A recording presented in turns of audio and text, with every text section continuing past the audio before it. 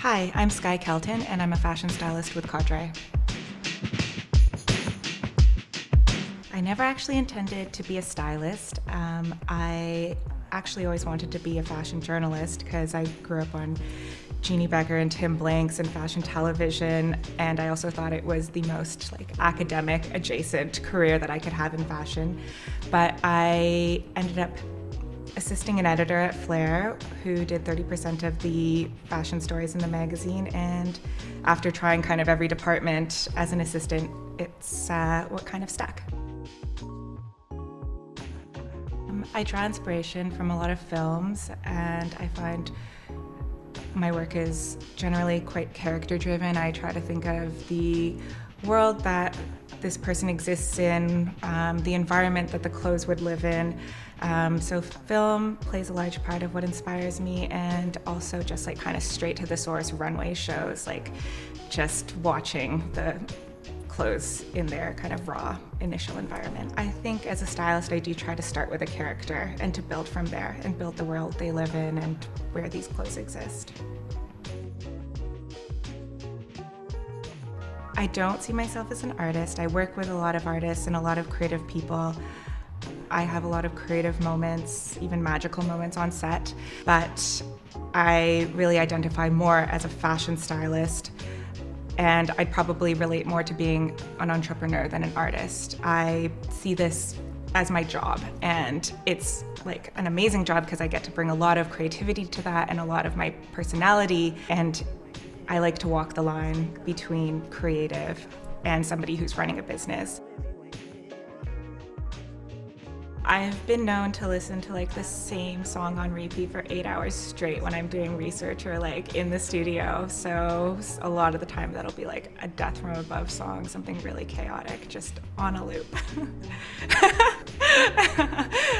So I don't know, that's a genre or just a condition.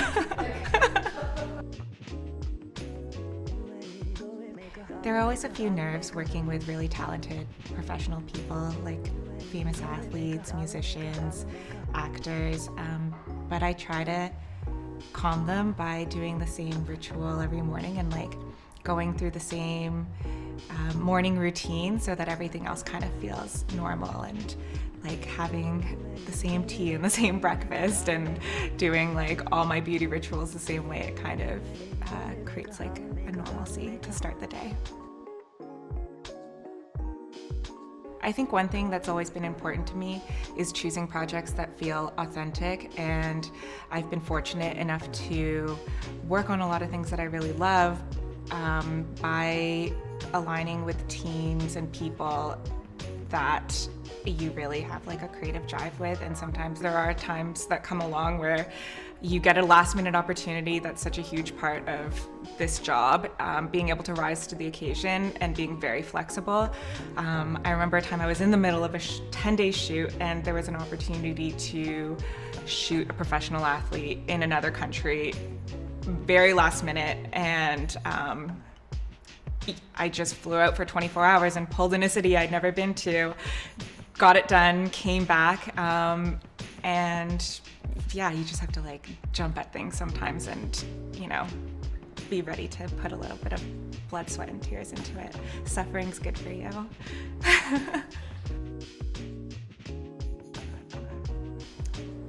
I really enjoyed working on the Sephora We Belong to Something Beautiful campaign.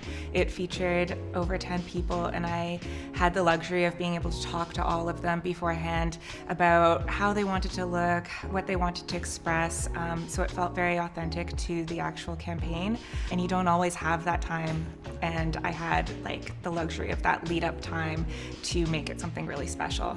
I look at that and I just feel everyone looks like themselves, and it's so diverse, but it's still very beauty driven.